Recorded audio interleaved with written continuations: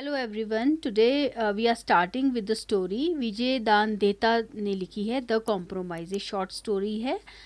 Okay, now we will start. The story is written in the style of an autobiography and it wants to impress on the reader that the writer is keen on making the reader participate in his experience. Story जो है वो autobiography style में लिखी गई है और इसमें जो राइटर हैं वो चाहते हैं कि रीडर जो है ना वो जब मीन्स राइटर अपनी बात बता रहे हैं, अपनी कहानी बता रहे हैं, तो एक तरह से ये रीडर को भी इन्वॉल्व कर रहे हैं अपने साथ में। ऐसे ही होता है ना, जब हम अपनी स्टोरी किसी को बताते हैं तो दूसरा आदमी उसको सुनता है और अपना ओपिनियन देता है। वो इसी तरह की बात की गई है। The story is set in Jodhpur and its events take place in the students hostel of the Charans. ये जो स्टोरी है ये जोधपुर में सेट की गई है और इसके जो इवेंट्स हैं, जो कुछ भी स्टोरी में हुआ है, वो एक चरण जो स्टूडेंट्स का हॉस्टल है जिसका नाम है चरन्स, है ना, उसमें ये उसके बारे में ये बताई गई है। ठीक है, उसमें ये सेट की गई है means. Okay, before going further it is necessary to know that in Rajasthan the leaders of the every caste have built hostels for the students of their caste. आगे बढ़ने से पहले ये बताना बहुत ज़रूरी है कि राजस्थान में जो लीडर्स होते हैं एवरी कास्ट के, हर एक कास्ट के जो लीडर्स हैं वो अपने स्टूडेंट्स के, अपनी कास्ट के स्टूडेंट्स के लिए हॉस्टल्स बनाते हैं। चरण students hostel, Bishnoi students hostel, Rajput students hostel, farmer student hostel which is the hostel of the Jats.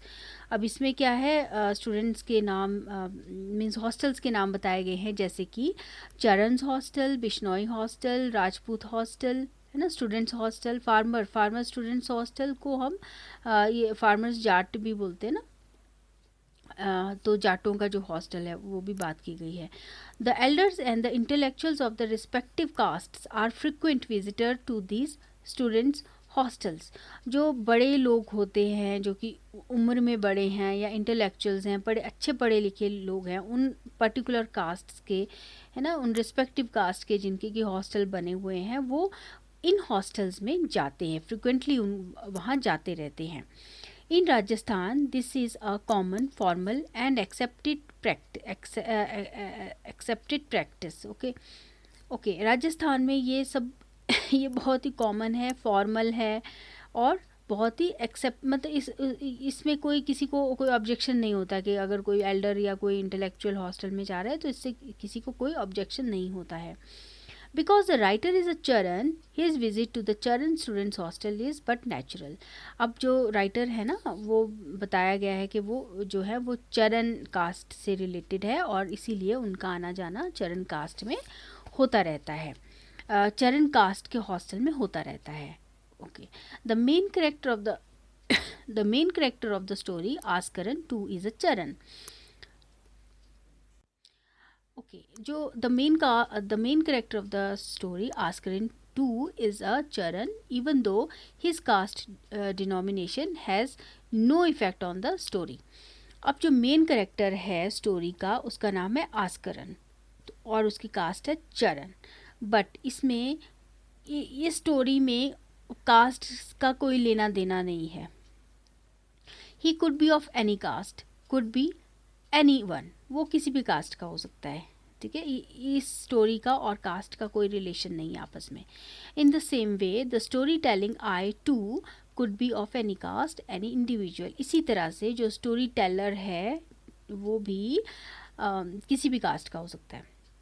He is an uncommon individual and individuals like him are always interesting to one and all. अब इसमें बताया गया है कि जो character है ना, जो मेन करेक्टर है इसका, वो एक अनकॉमन इंडिविजुअल है। ऐसा इंडिविजुअल है जो कि मतलब होते हैं ना कुछ लोग बड़े अनकॉमन से होते हैं, उनकी एक्टिविटीज़ डिफरेंट होती है, बस वो वैसा ही है। और ऐसे लोगों में सबका बड़ा इंटरेस्ट होता है कि वो बड़ा अनकॉमन सा आदमी है, क्यों है, कैसे है, लोग पूछते ही हैं ना, आपस में सोचते भी हैं, बात भी करते हैं। इसी तरह की ये बात है। People talk about him, say many things about him and according to the eye what they are doing is right. अब पीपल जो है उसके बारे में बात करते हैं, उसके बारे में बहुत सारी चीज़ें बोलते हैं और जो जो स्टोरी टेलर है, जो कि स्टोरी बता रहा है, वो बोलता है ठीक तो है ना, ऐसे अनकॉमन आदमी के बारे में तो लोग बात करेंगे ही करेंगे। Okay. The strange habit of the protagonist is that when he stands at the mirror, he passes into a state of dialoguing seriously and honestly with his image in the mirror. अब जो strange habit है protagonist की, वो पता क्या है कि वो मिरर के आगे खड़ा हो जाता है और खड़ा जब हो जाता है तो कुछ बातें सीरियसली वो बड़ी ऑनेस्टली जो है वो अपनी इमेज के साथ बातें करने लग जाता है. ठीक है. Whatever Askaran does, he the Askaran outside the mirror quizzes the Askaran inside it. जब भी आस्करन इस तरह से करता है, शीशे के पास खड़ा हो जाता है, तो वो क्या करता है, जो शीशे के अंदर जो मिरर के अंदर आस्करन होता है ना, उससे जवाब वगैरह पूछना शुरू कर देता है. मीन्स क्विजेस कुछ कुछ पूछना शुरू कर देता है. Okay. Quite clearly, the askaran outside the mirror levels charges of various kinds against the askaran inside, and the askaran inside tries to clear himself of the charges. अब जो आस्करन बाहर खड़ा है, जो ओरिजिनल आस्करन है, वो पता क्या करता है, कई तरह के चार्जेस जो है वो जो आस्करन मिरर के अंदर है उसके अगेंस्ट लगाना शुरू कर देता है, एलिगेशंस या चार्जेस, है ना. तो जो आस्करन अंदर है, जो शीशे के अंदर आस्करन है ना, वो उनको क्लियर करना शुरू कर देता है. मतलब जो आस्करन बाहर है, जो ओरिजिनल है, वो क्वेश्चन पूछता है और जो आस्करन अंदर है वो क्वेश्चन के आंसर्स देता है. Okay. The story move slowly. ये एक्चुअली ये वैसे ही है जैसे कि हम अपनी आत्मा से कई बार कुछ सवाल पूछते हैं ना. अब जो इसमें हमारी जो आत्मा है वो हो गई, जो मिरर में हमारी रिफ्लेक्शन दिखती है वो हो गई, है ना. तो ये स्टोरी इसी पर है, ज़्यादातर हमारी आत्मा पर ही है. The story move slowly. अब स्टोरी धीरे धीरे ऐसे बढ़ती रहती है मीन्स के आस्करन जो बाहर है वो अंदर वाले आस्करन से क्वेश्चन पूछता रहता है और अंदर वाला आस्करन जो है आंसर देता रहता है. We get to know Askaran to some extent. इससे क्या होता है ना, जैसे जैसे स्टोरी बढ़ती है, जो रीडर है उसको भी आस्करन के बारे में पता लगने लग जाता है वो किस तरह का इंसान है. And then in the story some extra human elements come up. अब अचानक से क्या होता है कि जो स्टोरी है उसमें एक्स्ट्रा ह्यूमन एलिमेंट्स आना शुरू हो जाते हैं. अभी मैं बताऊंगी कि कौन से क्या है एक्स्ट्रा ह्यूमन एलिमेंट्स. ठीक है. These probably have come in from the writer's association with folk tales. अब ये जो एलिमेंट्स आए हुए हैं ना, एक्स्ट्रा ह्यूमन एलिमेंट्स, ये पता कैसे आए हैं, जो हमारे राइटर है ना विजय दान देता है ना, वो एक राजस्थानी कल्चर के हैं. राजस्थानी कल्चर में या किसी भी कल्चर में क्या होता है ना, फोक टेल्स का बड़ा महत्व होता है कि हमारे बाप दादाओं ने हमें कुछ स्टोरियाँ सुनाई, फिर हमने अपने बच्चों को सुनाई. इस तरह की फोक टेल्स होती हैं. तो उनके टाइम पे भी ऐसा था कि उनके बुज़ुर्गों ने उनको कहानियाँ सुनाई और वो उन्होंने आगे अपने बच्चों को सुनाई, फोक टेल्स. ठीक है. अच्छा. देता has put these elements to good aesthetic use. अब ये जो उन्होंने कुछ भी जो एलिमेंट्स उन्होंने सीख रखे थे ना, ये एलिमेंट्स उन्होंने अपने इस स्टोरी में डाल दिए और एक अच्छे के लिए डाले, बुरे के लिए नहीं डाले, अच्छे के लिए डाले, है ना. अच्छा यूज़ किया. To the Askaran outside, the Askaran inside seems a being either horned like a goat or long eared like a donkey. अब क्या होता है, जो आस्करन बाहर है, जब वो देखता है ना अपनी मिरर इमेज, जब वो अपनी इमेज देखता है ना शीशे में, तो उसको गोट दिखाई देती है, हॉर्न वाली गोट दिखाई देती है. और गोट के तो हॉर्न होते ही हैं, है ना. और उसको डोंकी दिखाई देता है जिसके कि लंबे लंबे कान होते हैं. अब डोंकी के तो लंबे कान होते हैं, तो मतलब उसको डोंकी और गोट दिख जाते हैं.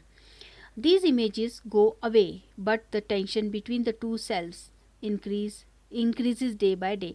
अब ये इमेज ख़त्म हो जाती है, एक बार वो देखता है फिर वो इमेज ख़त्म हो जाती है और उसके बाद क्या होता है ना, धीरे धीरे, लेकिन जैसे ही वो मतलब मिरर के सामने खड़ा होता है तो ये इमेजेस आना शुरू हो जाती है फिर से. तो एक उससे ना टेंशन सी हो जाती है, दिन प्रतिदिन उसको टेंशन बढ़ती रहती है कि मैं जब अपने शीशे के सामने खड़ा होता हूँ तो मुझे ये इमेजेस क्यों दिखाई देती है. The self inside is told of रफली इज़ थ्रेटन्ड एवरी डे. और इस तरह से उसको एक थ्रेट सा हो जाता है कि यार ये तो कुछ गड़बड़ हो रहा है ना. A point comes when the Askaran outside has reach the limits of tolerance with this image inside.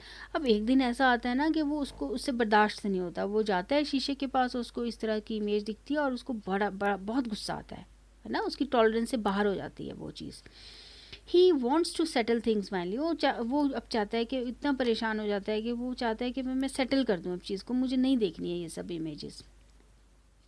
They decide eventually to smash the mirror. अब वो क्या करता है ना, वो जो इमेज उसकी दिखती है उसको, उससे वो थोड़ी बहुत बात करता है और वो कॉम्प्रोमाइज़ करता है कि वो जो है उस मिरर को तोड़ देगा, स्मैश कर देगा.